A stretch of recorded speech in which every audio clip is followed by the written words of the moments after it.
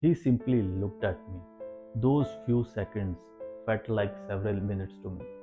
Then, in his deep, unforgettable voice, he said, "Before you attend my next lecture, find an English tutor if you want to survive here." There are moments in our lives that we forget within hours, and then there are moments that stay with us for the rest of our lives. I still remember the words from one of my professors on the first day of my MBA at a business school on the outskirts of Bangalore city. Those words from the professor shaped the direction of my life. Let me take you back. It was 9 a.m. in the morning on the first day of my MBA. Around 60 students were sitting in a large lecture hall. The room was full of excitement. Each students were sitting in an individual chair with a reading desk attached to it. Some of the students were introducing themselves, some were just talking about how MBA life is going to be about. And everyone was curious about the professors we were about to meet. Then he walked in. To this day, he remains the most charismatic professor I have ever seen. He didn't need a microphone. His natural voice was so deep and commanding that the room became completely silent within seconds. He had an exceptional command over English language, and he began with his introduction and then started talking about management accounting. Everyone in the room seemed fascinated.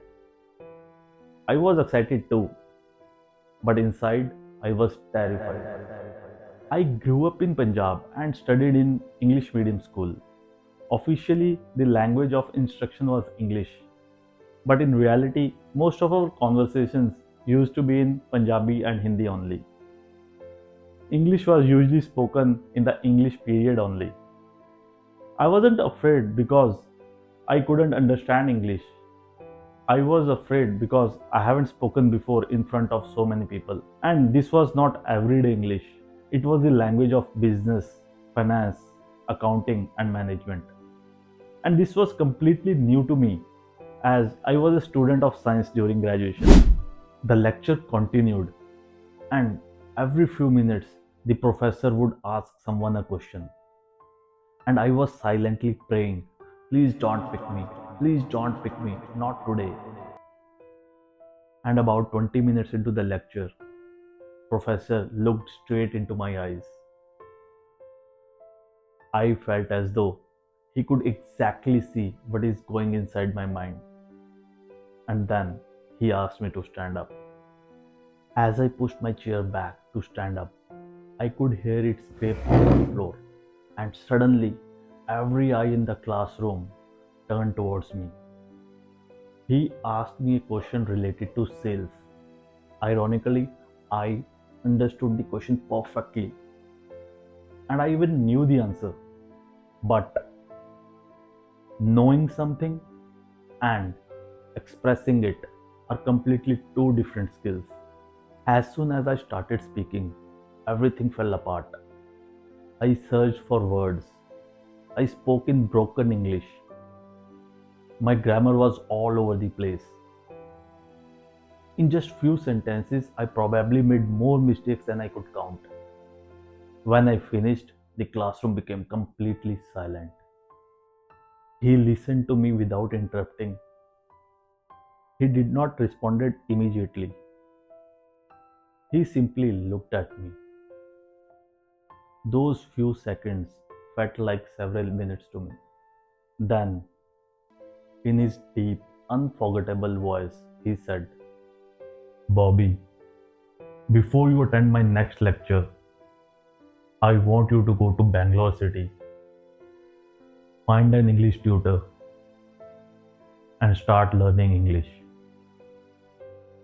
if you want to survive here." I still remember every single word he said. At that moment, I wasn't thinking about management accounting anymore. I wasn't even thinking about MBA, and I wasn't thinking about what my classmates are thinking.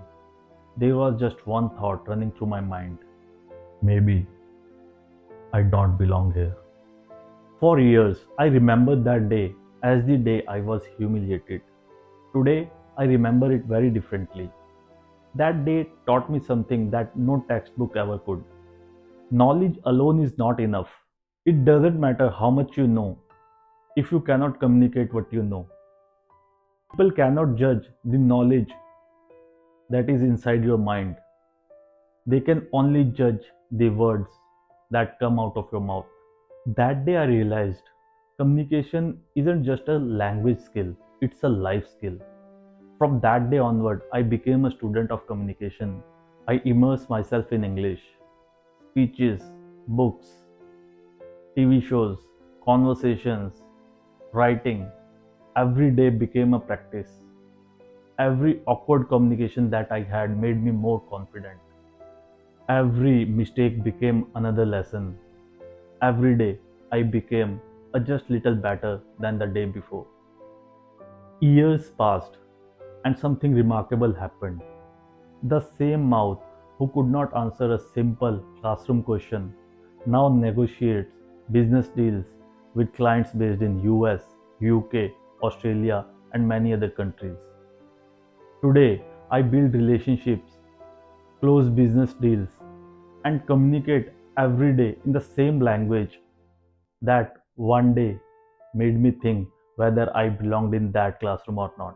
I still remember my professor's words: go to Bangalore city, find a tutor, learn English language if you want to survive here.